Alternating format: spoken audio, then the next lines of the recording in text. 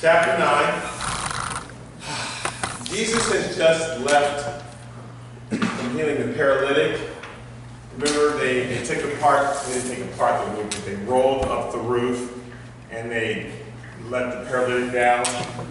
Jesus says to them, your sins are forgiven you. Instead of saying you're healed, he said your sins are forgiven you, because that was necessary for the gentleman to receive his healing. Sometimes it has to do with...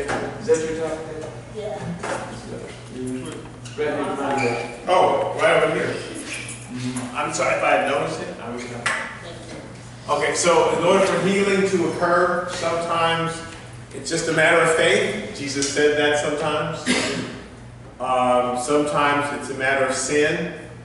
Sometimes it has nothing to do with sin, it has nothing to do with anything like that. Jesus, when they asked about the blind man, is this because of something that he did he sin in the womb? Jesus said, nope, that had nothing to do with it. In this case, the paralytic man could not receive his healing as long as he thought God was mad at him. And as long as he thought he had this condition because he had sinned. So he needed to know, you're forgiven. Whatever it was, you're forgiven. I mean, Jesus knew what it was, but you're forgiven. And so, oh, okay, God's not mad about that.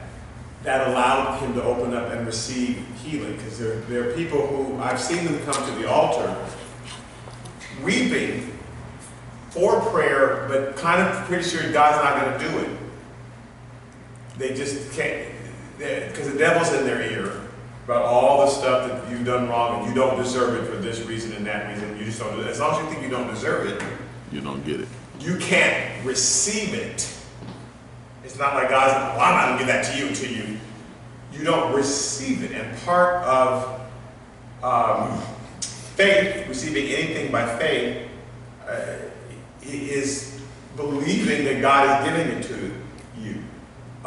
Without faith, it's impossible to please God, because those who come to him most first believe that God is, and then that he's a rewarder. You have to believe that he's a rewarder. You have to believe that God will actually give you something. But you have to have both. There are people who believe, yeah, I believe in God, but they don't think God's ever going to do anything for them in their life. So, for you to open yourself up and go ahead and receive what God has for you, and say, okay, by faith I receive that. Every so often, faith is not required in the Bible. God is just merciful, he's just going to do it. People say, I believe, but help my unbelief. You know, I'm in doubt, and God said, don't worry about it. I'm just going to sovereignly move in and do this act. But that is not how he wants us to live. The Bible says the just live by faith. So we can't depend on God's mercy to, even though I'm messing up, or even though I don't have faith, or even though, I'm in unforgiveness, God's just going to do it anyway. Sometimes, and that's just his mercy. But that's not how you can't depend on that. Okay, so he leaves the paralytic's house. And here's the first person he comes in contact with. And again, last week we discussed several different hindrances to healing. That's fine. So, as he leaves the house in Matthew chapter 9, verse 9, Mary's here, so we'll be asked to do it. As Jesus passed on from there, he saw a man named Matthew sitting at the tax office. And he said to him, follow me. So he arose and followed him. Okay, so who wrote this book? Matthew. And so this is when Matthew first was called. We can assume that Matthew had seen Jesus before, had gone to some of these places, because when Jesus, like even at the house where the paralytic was let in, there was a bunch of people there. Jesus often had a crowd. So Matthew might have personally witnessed a lot of these things that he was writing about. Certainly once he became a disciple, an apostle, the other disciples filled him in very specifically.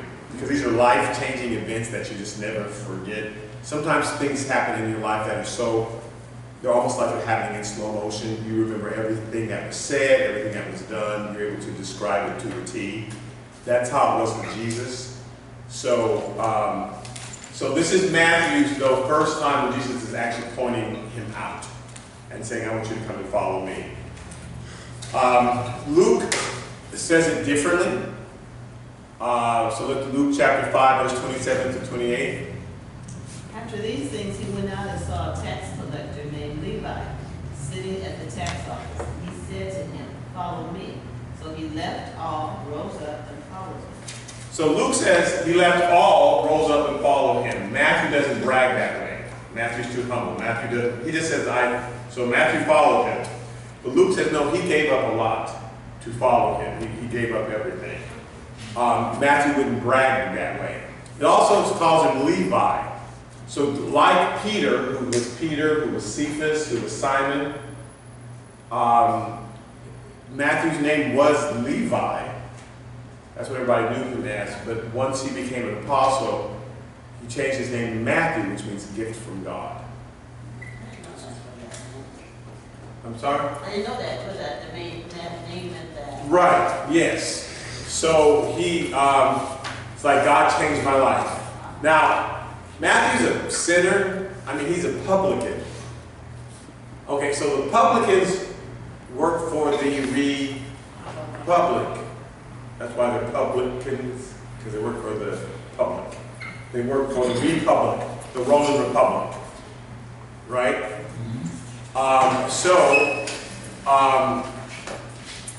They taxed everything. You walk into the city and they say, okay, I need some of this, and whatever you bought or sold or traded or anything, they wanted some of your money. People hated them. So if you were a publican, you make good money, but you had no friends. So Matthew, you had to hang out with the other people, the other dregs of society that no one would talk to. You couldn't go to the temple. They would jump you. I mean, they were like, we hate you. So Jesus' purpose. Now the fisherman, that was a really good, noble profession. If you were a fisherman. But if you were a publican, if you were a tax gatherer, they hated you. So Jesus is making a point in calling Matthew. And they're like, oh my God, I can't believe you call a sinner like that. In Matthew chapter 9, verse 10 through, just verse 10, sorry. Now it happened as Jesus sat at the table in the house, that behold, many tax collectors and sinners came and sat down with him and his disciples. So these are Matthew's other friends. So whose house are they in? Probably? Matthew's house. So this is a farewell party. I'm leaving. I'm going to be following Jesus from now on. So he's inviting all of his friends over, and they're having a farewell to Matthew party. But who does he know? All he knows is other tax gatherers and sinners. That's all he knows. Because no one else is going to hang out with him. Again, their whole job is just to take your money. That's what we're here for, is just to find reasons to take your money. You'd have your stuff in your bags, and they would stab it to make sure that what you said was in there. They wouldn't, because they would tax your grain and your wheat, but you might be hiding copper or metal in these bags.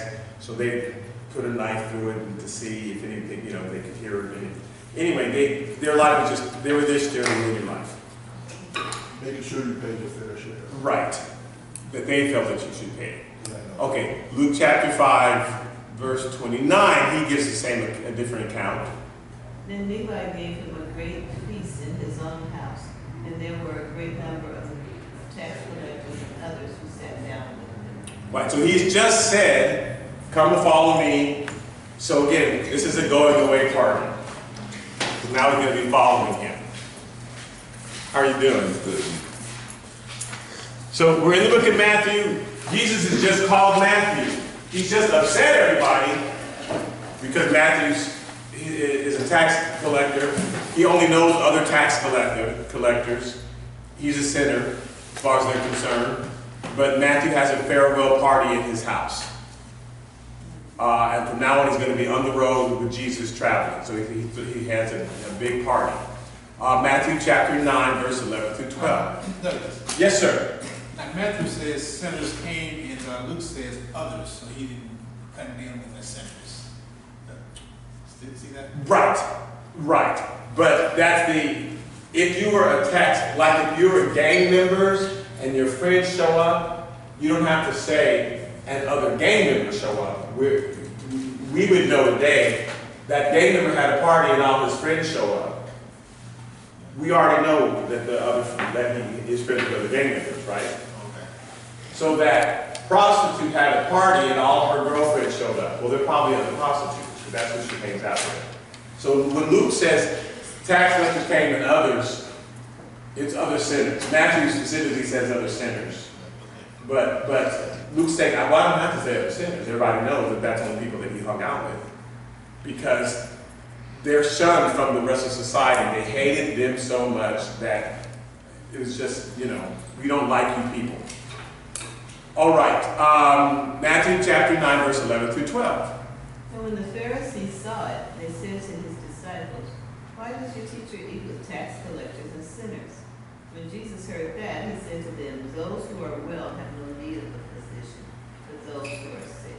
So why would you sit down? Because again, if you're a prophet, if you're a good person, why are you hanging out with those terrible people? You would say that to your pastor. You saw him, why are you? That's good, or you say that to the deacon or somebody. If you're supposed to be this wonderful person, why are you hanging out with sinners? Because in our minds, if you're a good person, you only hang out with good people. And that would be saying to a doctor, why are you hanging around all those sick people? Because they're sick and I'm a doctor. So pastor, why are you hanging out with a prostitute? Because she's a prostitute and I'm a pastor. But we wouldn't think that way, right? We'd expect to see the pastor with other pastors, other ministers. But Jesus is so he says, those who are well have no need of a physician, but those who are sick. Let's see what Luke remembers him saying. And he said to them, "You are those who justify yourselves before men, but God knows your hearts.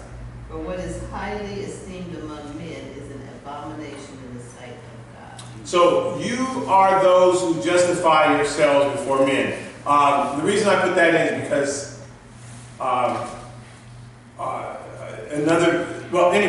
he says, "I've come to call not sinners, not the righteous, but the sinners to repentance." You think you're righteous, and so I can't do anything with you.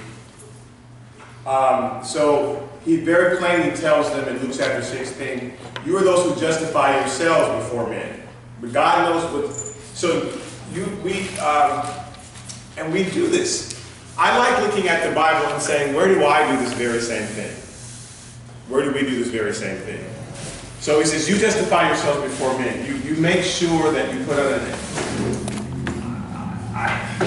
a certain image before people. There's nothing wrong with showing up in church in a suit. I do it. There's nothing wrong with it. But that doesn't make you a wonderful person just because you show up in a three-piece suit. And somebody shows up in jeans and a t-shirt doesn't mean they're a bad person. You can put on a robe, you can sing in the choir, there's a lot of stuff you can do. That we do. There's ways that we speak that are more Christian that we do in church. We get up and say, first giving honor to God and to the pastor, to the saint. And saying that doesn't mean that your heart is right. But there are things that we've adopted. It doesn't mean your heart is wrong. I'm saying there's just things that we've adopted. As long as I do these sets of things, people will be impressed with my Christianity. But the Bible says, but God knows your hearts. That's the problem. So you justify yourself upon men. People see you saying correctly, praying correctly, singing correctly, doing all these things. And Jesus is saying that's not what he's requiring.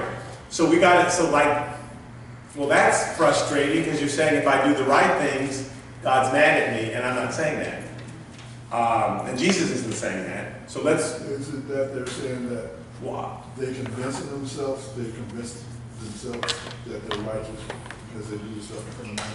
Yeah, we convince ourselves if I do these sets of things. Here's the problem.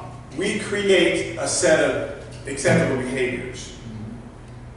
And then as long as we do these 12 things, we're good. God's not mad at us. These other things we get away with because, well, I do these 12, you know. So I can sit in the pew and gossip and say, look at her wearing that dress, or, oh, you know what I saw last night and so-and-so. But when I get up to the announcements, I say, first giving honor to God, and blah, blah, blah. And then I sit home, I sit down, and I feel good about myself.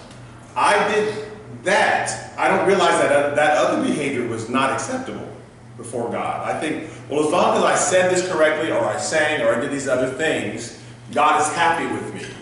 But the problem is that we create the things that we think God is happy with. We decide what that is. I go to Bible study on Wednesday nights, or I do this or that, you know. And God wants our entire life, not just for us to make up, here's this, as long as I've done these 8 things, then I'm good, and God is happy with me. He wants your whole life. And so, yes, sir. You know that, now, I'm just adding to Yes, it. please. That's just like a vessel that's clean on the outside, Right. but you haven't taken the time to clean the inside of the vessel. Right, and if you were a guy, I mean, you are a guy. I mean, you know, we might just wash the outside of it. Girls tend to have more instinctive, clean the whole thing. I just found out the other day that I only wash this part of I don't wash the backs of my hands. Someone pointed that out to me. Well, it was my wife. But anyway, she said, wash the back of your hands, because I would, you know, wash your hands before you do the dishes, wash your hands before you do this. And I soap up and wash and rinse, and I don't realize there's dirt here too, because I don't touch that many things. I don't pick up stuff at the back. I just don't think that way. And so I might host a dinner party, and only clean the outsides of things, and there's a lot of bad stuff going on, but I'm not realizing that's dirty too. So the Pharisees taught themselves into thinking. They weren't purposely, ooh, let's be evil and only do certain things. They created a set of behaviors that as long as you do these things, you're righteous, and if you don't do them, you aren't righteous. They chose. But God is saying, you don't get to set the standard. You don't get to set the standard. So we'll just keep reading, and we'll see all these different scriptures about this. Romans chapter 3, verse 10 through 11. As it is written, there is none righteous, no, not one. There is none who understands, there is none who seeks after God. So he's saying there's nobody who's righteous. He's upset. Nobody's, and Paul is quoting an Old Testament scripture. So if there's nobody who's really righteous, this sounds like a very, nobody's righteous and everybody's doing something wrong. That's not what I'm saying. That's not what Jesus is saying. We're just going to dig further into it. 1 Timothy chapter 1, verse 15 through 16. This is a faithful saying and worthy of all acceptance, that Christ Jesus came into the world to save sinners, of whom I am chief. However, for this reason I obtained mercy, that in me first Jesus Christ might show all long suffering as a pattern to those who are going to believe on him for everlasting life. So this is Paul writing to Timothy, Paul writing to the Romans. He says you need to have an attitude that you aren't righteous. Which goes against that you don't, because as soon as you think everything that you do is correct, you stop consulting God. As soon as you think, oh good, I'm righteous, I gave $5 in an offering, I went to prayer meeting, I went to then I'm good. I've done 5 things, so I'm good. And we stop listening to God. What about this over here? What did that person need to forgive? Or what about, you think, well, no, I'm good. And it's easy to fall into thinking, I'm righteous. You know, I lead the choir. I do this, I do that. And so I've done those few things that I'm supposed to do that get you good with God. For the non-Christian, that's bad, because you have to think, I need a Savior. And, because there are people who, like, I'm going to go to heaven, I give to goodwill. I'm going to, there's some good thing that I gave to that charity, so I know when I get to heaven, God's going to say, well done, because I gave $1,000 to that scholarship. I'm talking about non-Christians. We have trouble convincing them they need to go to church. We have trouble convincing them they need Jesus, because they think, well, I'm a good person. And they've created a set of criteria that they think is going to get them into heaven. And that, so they have all these movies they've written, and they have just some idea that St. Peter is standing at the gate with a book, and he's listing all your good works and all your bad works. And then when I stand before St. Peter, he'll say, yeah, look at all, you did 12 good things and only 2 bad things. But that's why the Bible says your righteousness is as filthy rags, because the only way to get into heaven is 100% perfect life. He doesn't get in the curve. He doesn't let the top 20% in. The only way to stand before God is a 100% perfect life. So we all fall short of that. That's why Paul said all have sinned, all fall short of the glory of God. Only Jesus lived that life. So you have to say, I'm a sinner. I'm a sinner. I need what he did for me. So the only people who are going to get through the gate are people who are walking in on Jesus' report card. See, I get in because of what he did, not because of what I did. You can't be good enough. So if you're a non-Christian, he's talking to the non-Christians by saying there's nobody who's righteous. No one's good enough. Only Jesus is good enough. The problem is once we become Christians, we still continue that same thinking of here's a certain set of things that you have to do, and then that's it. We just make up a list of 10 things or 15 things, and now I'm good, and we don't consult God. So we're going to see what he's actually requiring of us. Paul says, I obtained mercy in order that Jesus Christ might show long suffering as a pattern to those who are going to believe in him for everlasting life. It's like, if God can be good to that guy, I know he can save me too. So if you have a good testimony, I was a gang member, I was a drug addict, then that's wonderful, because people need to hear that, because they go, oh man, if God saved that person and changed that person, I know he can change me too. So God is doing things in your life. God's doing things in everybody's life so that when people see the change, and change takes time, they'll think, look, that person used to be, a gambler, a smoker, a drug, whatever, and look how God has changed them. If God can do it for that person, I know he's going to do it for me. I know he can do it for me. And let's read John chapter 9, verse 39 through 41. No, I think we read it. Yeah. Yeah. But let's read it again. Okay. This is a faithful saying and worthy of all acceptance, that Christ Jesus came to the world to save sinners, of whom I am chief. So he came in to save sinners. He can't save people who think they're already going to heaven. Because they won't receive. I'm talking about receiving, same thing with healing. You got to receive it. If you think you don't need it or that you're not worthy of it, you push it away. So he came to save sinners. He can't do anything for the people who already think that they're righteous and don't need him. Go on. However, for this reason I obtained mercy, that in me first Jesus Christ might show all long suffering as a pattern to those who are going to believe on him for everlasting life. So he says, for this reason I obtained mercy. This is why I obtained mercy, because I am a sinner. That in me first, Jesus Christ might show all of long suffering. He put up with me for a long time, that's what Paul's saying, as a pattern to other people. So that they know if you can save Paul, look how bad he was. Paul was going around getting people killed. If God saved that person and is using that person, then I know he can save me. So it's okay if you're struggling with something. When God brings you through, when he makes it all okay, people will see that. God's not mad at the struggle. He's only mad at the giving up. No, don't give up. He's bringing you through. Because people can see you struggle. And then when later they see you not struggling any longer, they go, wow, look what he did. I know that person was a mess. If you're a church boy, I'm like a church boy.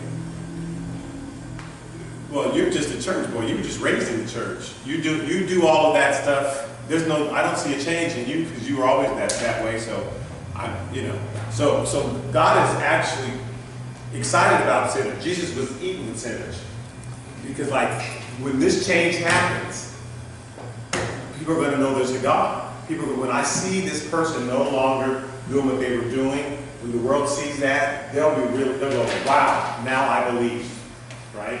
So we feel bad in our sin. Oh man, I'm failing sometimes or I mess up. But God's like, no, it's okay. I'm going to bring you through. I'm going to bring you through. Just don't give up. Just don't give up. Okay, it's the righteous that he has trouble with.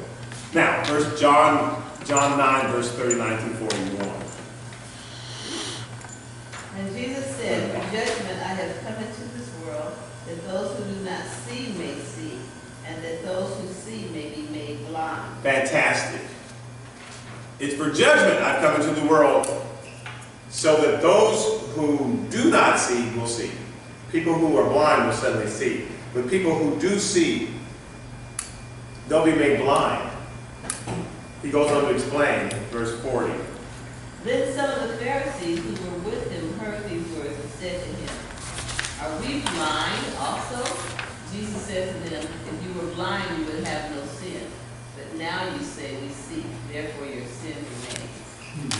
Yeah, it's the people who think they've got it all together, he has the hardest problem with. You think you see, you don't realize you're blind. If you would say, I'm blind, I need help. God doesn't mind us saying, I need help, Lord, I need help. Yes, that's good.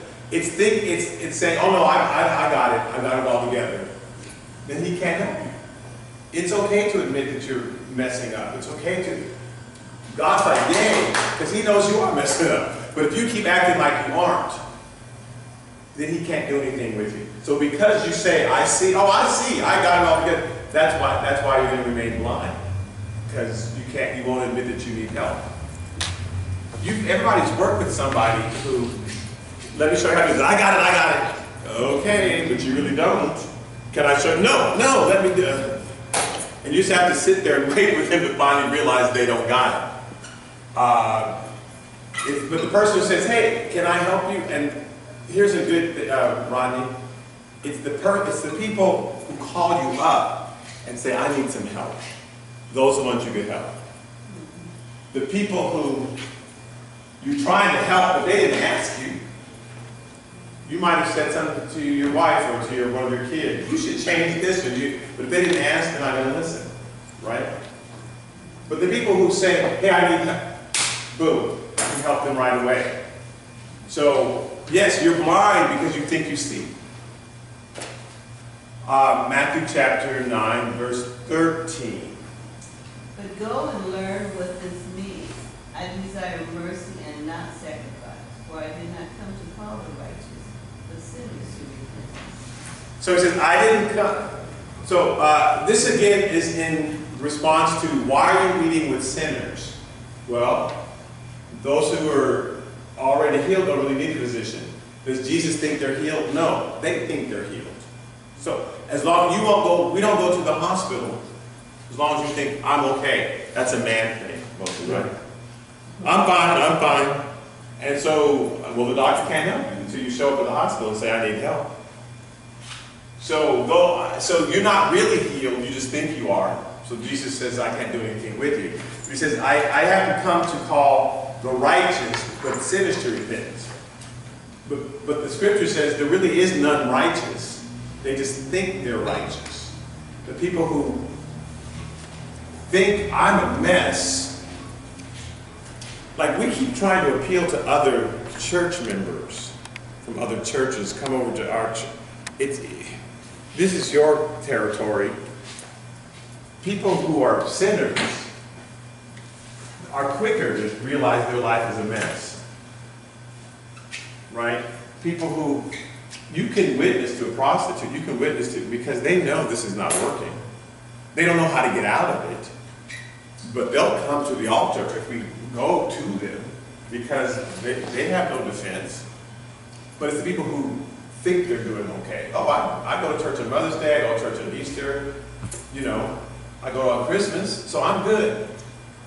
Those people are hard to reach, because they decided the way to get to heaven, as long as I show up at one Bible study every 3 months, and I go, you know, on my birthday to church, or whatever, they make up, then I'm good, and I can spend the rest of my time watching Dodgers.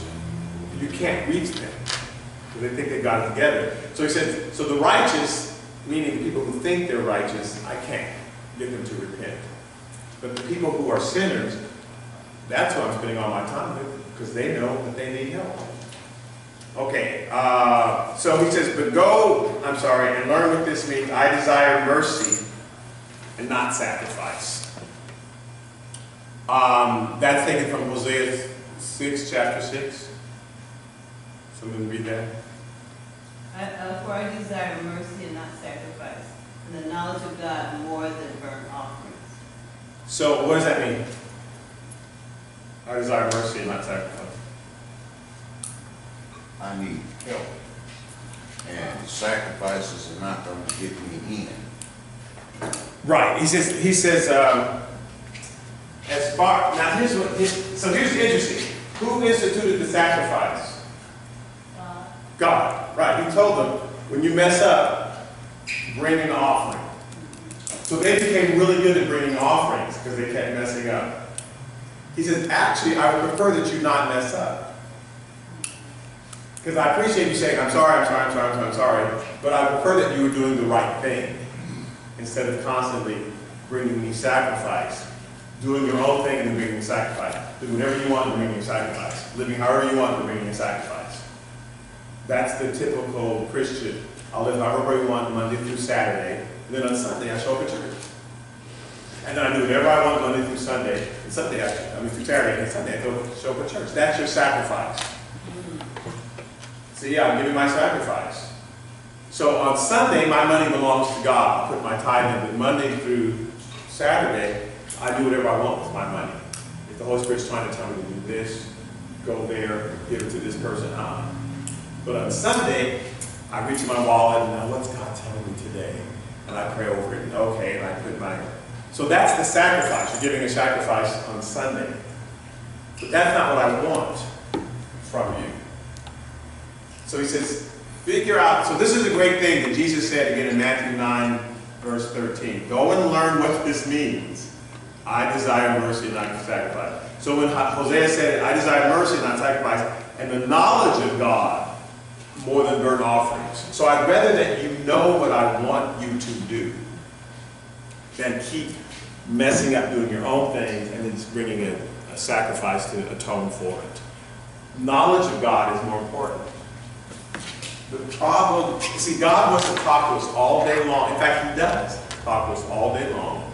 We don't listen all day long. But He's trying to talk to us. He wants to guide us all day long, all week long. And He wants us to know Him and what His ways are.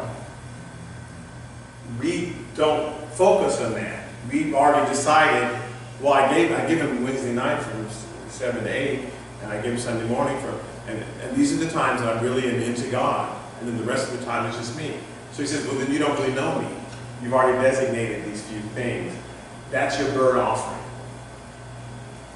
Here's what I gave to God. I gave Him an hour that one day, and I gave Him, 6 minutes. I'm not talking about staying in church all week long, but I'm talking about talking to God all week long, all day long.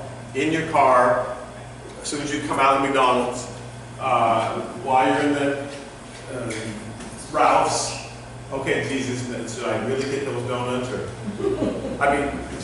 do not stop talking to Him. Okay, here's a red light. No, it's a yellow light. Should I slow down, Lord? Or speed up? He shouldn't have to bring a car across my path and forces me to stop. That meant I wasn't listening. And so there's a lot of times God can just move in sovereignly to force us, but we should be listening to him all the time and talking to him all the time. That's knowledge of God. But instead we just give him a burnt offering every so often. So Monday, I came out of my house and I'm trying to go to work. So my neighbor says, "Can you give me a jump?" And I said, "I'm going to be late for work." And so I got in the car and said, "God, do I have to give him a jump?" So I went on, I tried to give him a jump. I wasn't late though. I wasn't late. See, God worked it out. But I asked him, I said, "Do I have to give him a jump?" Because it's a little mystery there with him mistreating my mother at the same time. So, do I have to give him a jump? I did. I knew, and then I told my mother, she said, "Why didn't you give him a jump?" Right, if you know how he's been acting, but you never know where that would pay off down the line. That act, even though he did not deserve it, you did a good thing, and somewhere that God may touch him with that. Look how I treated that woman's mother, and yet look what she did. So if you ever ask him to come to church, he might think, well, she's actually showed herself that she's a Christian, because look what she did. Is that you never? I'm just making. Who knows how it will pay off? Well, I just say sometimes, when you do something or you don't want to do something, you ask God. Say, "What do you think?" You ask God. Yeah. Right. Good for you. Most of us don't. You just get in your car and go to work. I'll be late for work. We just go. But that's knowledge of God. That's what he's asking for. Yes, sir. So, we always say mercy is not getting what you deserve. So this guy deserved to be ignored, but she showed him mercy. I desire you to be merciful to others. Right. Rather than sacrifice. Okay. Exactly.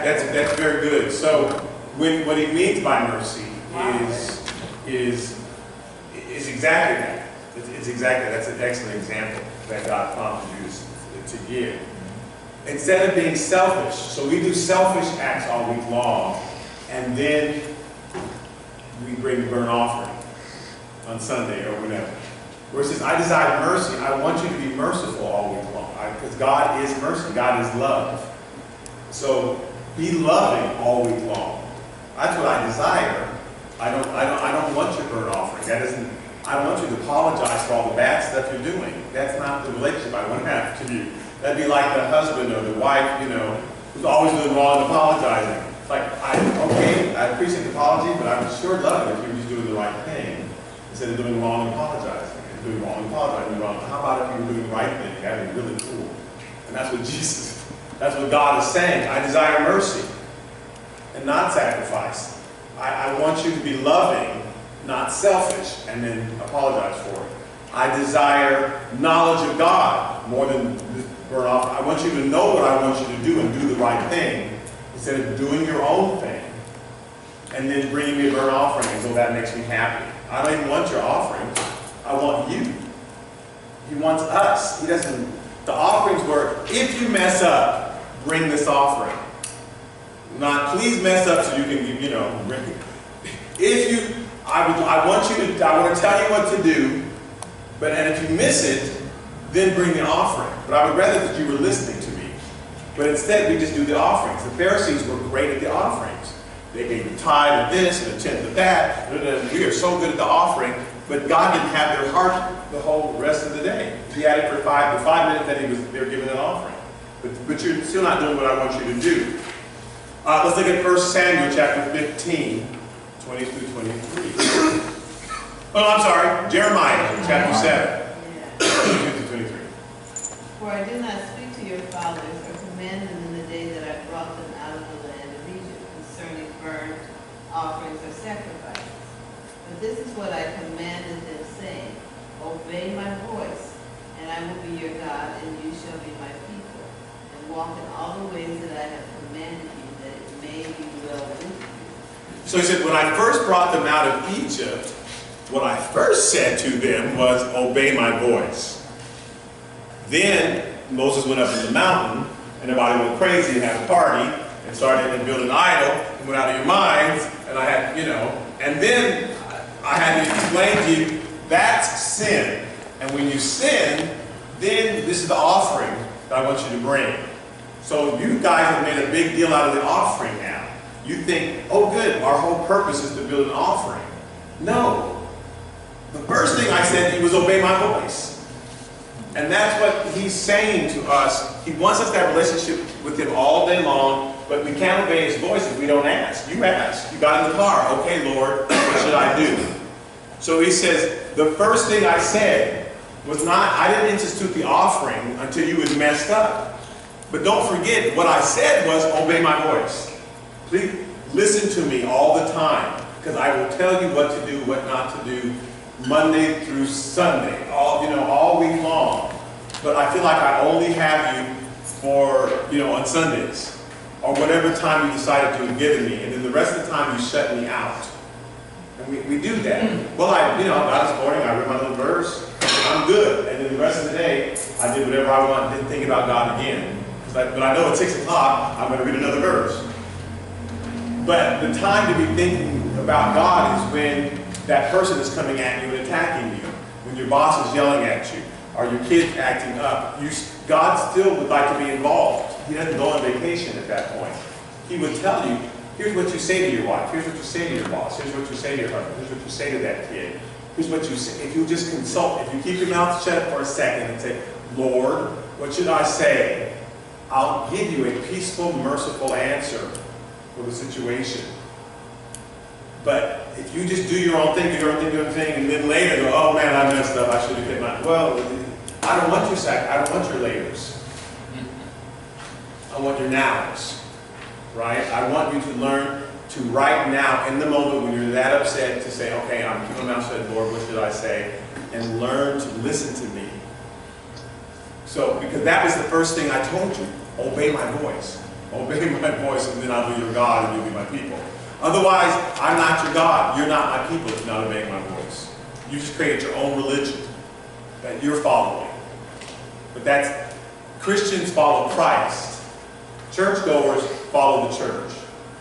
Well, here's what the church said I should do, and this will please God. But God said, I didn't even ask you to do that today. I didn't want you to sing that song today. I didn't want you to pray at 6 o'clock. If you've been listening to me, I would have had to do this, this, and this. But you've created your own religion. And then you shut me out the rest of your life. Any question? Okay. Let's look at 1 Samuel chapter 15, verse 20 through 23. Oh, you have a question? Well, okay, there's a verse in Isaiah 55 that talks about my thoughts are not your thoughts. Said the Lord. As you listen to the Lord, your thoughts do become similar to his. In other words, because the verse above it says, and the unrighteous, your thoughts are not my thoughts. If they ever put that in context, that's what they're talking about. Because we are to develop, we're to listen to him, and as we listen to him, we almost automatically learn how to do what he would do. And I've always had a problem with people doing that, because with using that particular scripture, because sometimes things are very difficult. And say, oh, God knows too much, and he's so much smarter than his voice. But I know as Christians, aren't we supposed to be like Christ in some way? Well, so here, I would go with, it's just a matter of semantics. We're still to consider ourselves the unrighteous and that we need him. Now, Right. because we're righteous, because of what Jesus did, we get all these promises and God will bless us, and that's cool. But our attitude still has to be, I need you every day. Not, gee, I've been a Christian for 30 years now, so I know God's voice. So when I say... No, if you're not listening, if you just doing the church thing, you ain't listening to anything. I'm saying, doing what you're saying to do. Right. Asking at every step of the way. Yes, I'm just saying, I would want to say it this way, though. Yes, the more we listen to his voice, the faster we recognize it. I guess maybe so. I would rather say it that way. Okay. But we still have to stop, since we still are flesh, and our flesh is not going to want to. Right. The devil's still going to be in our ear, the world still tells something. So, but you can get in practice. So in other words, we recognize, we learn to recognize His voice. as we. So we can't use that scripture as an excuse. Well, his ways are above our ways, so we can never know what he wants. Right. He says, obey my voice. Right. So we'll hear his voice. But he's telling you, my ways aren't your ways. So don't go off and do something and assume, it's like, just consult me every day. That's why it says pray without ceasing. Because at a certain point you would say, well, I can cease praying, I kind of know what God will do. He's like, you know, you will never know what I will do. So you have to always ask me, to always ask me. But the more you do it, it just happens faster and faster and faster and faster and faster and faster. But it still has to be, let me shut off my reactions and listen to see what God wants me to do. I'm just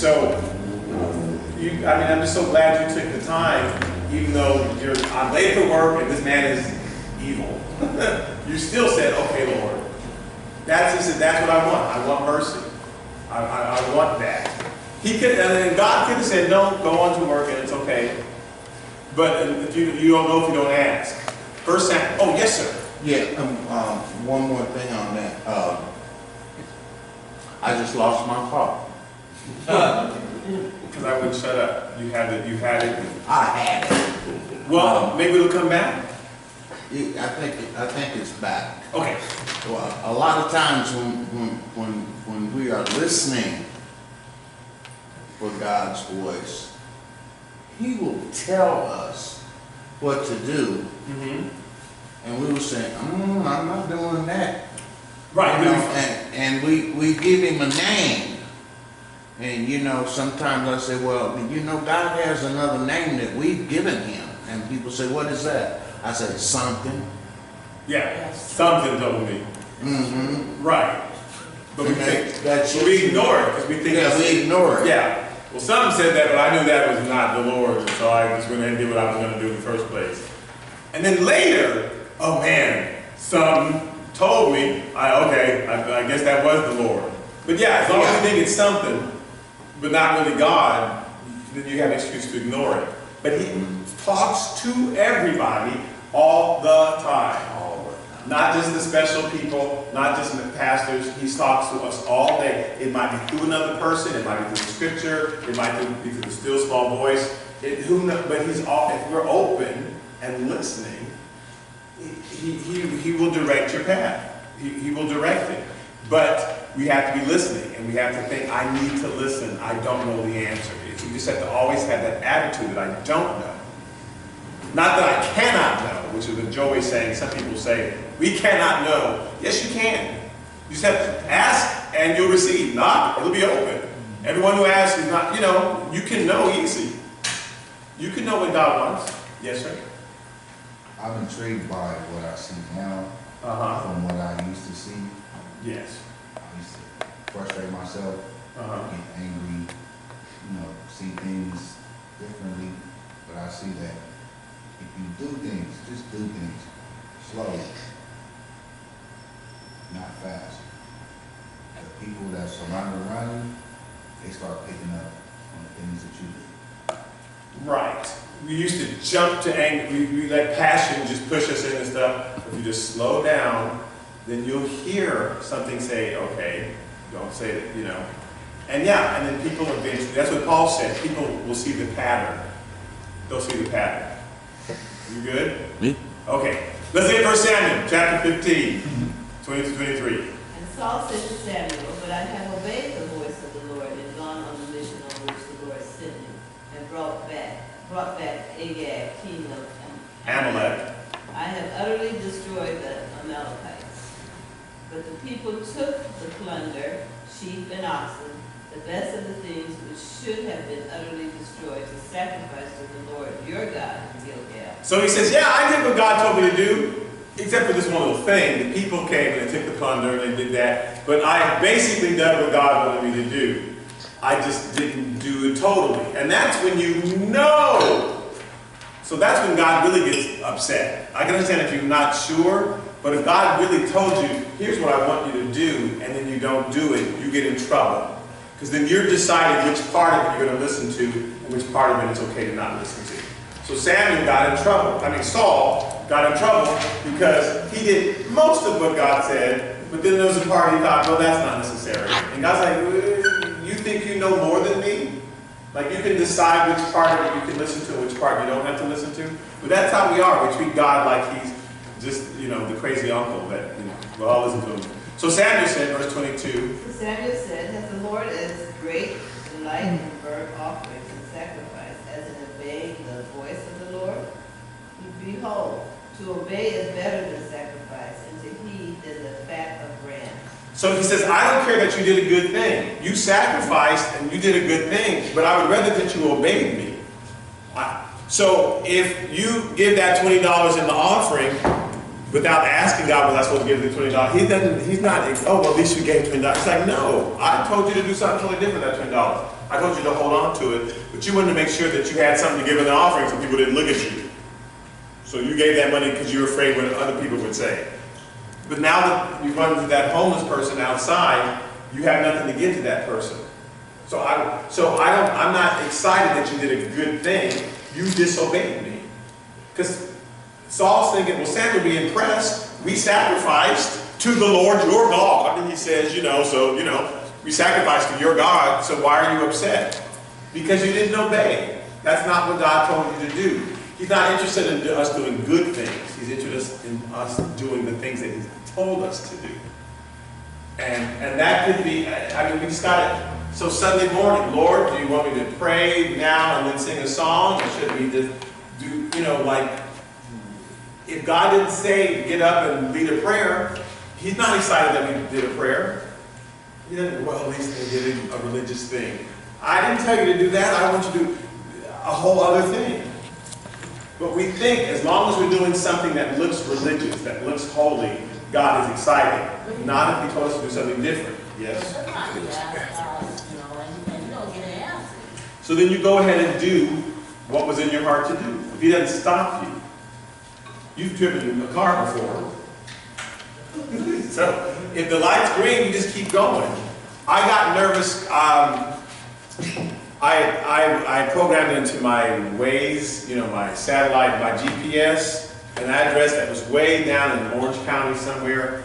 And I've been driving for a while, and the white woman hadn't said, get off at this exit. I depend on her. So I pulled over to the side, like, why hasn't, but I still had 3 miles to go. That's why she hadn't said anything. I was doing right. She's not going to say anything. God's not going to say anything if you're doing right. He'll stop you because she certainly will speak up once you miss that exit and get loud and have attitude. So if you say, Lord, I feel like going here, but what should I do? And He didn't say anything, then go on to do what you are going to do. You did consult Him. He's big enough to say stop if you're supposed to stop. So you have to trust Him. If you're on the wrong path, He will speak up. But if you're going right, God doesn't say anything because He wants you to believe that word that He said to you earlier. He's not going to say it again. Lord, are you sure? Am I supposed to? Well, can I just trust what what I'm doing right? He wants us to learn to do that. In this case, so let's see. Let's look at verse 40, verse 23. 1 Samuel 15. Rebellion is as the sin of witchcraft, but stubbornness is as iniquity and idolatry. So your rebellion is just like witchcraft. When you do your own thing, it's like witchcraft. Because witchcraft is you trying to create a circumstance. Okay. Witchcraft is you creating a circumstance. You saying, I want this person to fall in love with that person, or I'm going to do a spell, or I'm going to win the lottery, or what. There's things that we do. That's what witchcraft is, trying to create a circumstance and make it come out a certain way. It says your rebellion is just like witchcraft. When you do your own thing, it's just like you're a witch. Because you're deciding how things should turn out. You're going to create the outcome. And so that's not good. Even if it's giving money, they sacrificed. But I didn't tell you to do that. So you decided what should happen in that situation. You felt you know more than me. That's just like witchcraft. And your stubbornness by doing it is just like idolatry. You created an idol to yourself. The idol you worship is yourself. So no, it's not some idol with 5 arms and all that. It's you. You think you know better than God. And I've argued with God, which is just crazy to me. But I've been in church, and the Spirit of God moved on me to do certain things, and I've said, I can't do that. Like God is stupid. No, I can't do that. then the church is like, obey God and let Him worry about the outcome. But I've actually told that, well, no, that's inappropriate right now, Lord. And so the anointing just lives. And that's because I think I know more than God. I think I know more than God. And that's what we do all the time. Okay, listen, Isaiah chapter 1, verse 11. To what purpose is the multitude of your sacrifices to me, says the Lord. So why do you keep sacrificing? Like, what are you trying to do? I didn't tell you to do that. So what's the purpose of all this stuff? You can sing 50 hymns, you can pray 90 prayers, read 100. If I didn't tell you to do it, what's the purpose? You're not moving me. I'm not impressed by it. But we do a bunch of stuff, and so he's not yelling at the wicked at this point. He's yelling at the righteous because you make up your own mind what you think God will accept, and just do your own thing. Okay, Proverbs 21, verse 3. To do righteousness and justice is more acceptable to the Lord than sacrifice. So even though he had instituted the sacrifice, like I said, he doesn't. That's not. Don't live how you want and then give me a sacrifice. To do righteousness and justice is more acceptable. That's it. Yeah, you had a sacrifice, but you still didn't do what I wanted you to do. Micah chapter 6, verse 7 and 8. That's what you should say. Will the Lord be pleased with thousands of rams, 10,000 rivers of oil? Shall I give my firstborn for my transgression, the fruit of my body for the sin of my soul? He has shown you, O man, what is good and what does the Lord require of you, but to do justly, to love mercy, and to walk humbly with your God. Right. That's what I want. You to be just, you to be merciful, and you to walk humbly. So like, God, I don't know what, I'm going to have to just consult you every day. I don't know what's best. So not all you can give me all the sacrifice you want, but if you are not listening to what I told you to do, we don't have a relationship. So that's why he's fighting with the Pharisees when they come in. And he's just about to fight with the disciples of John also, who question, like, why are you these sinners? Because at least these sinners know they need me. You righteous folk think you got it all together and that you don't need me. And so I can't do anything with you. All right, any questions? We're good? Okay, you mind, let's bow our heads.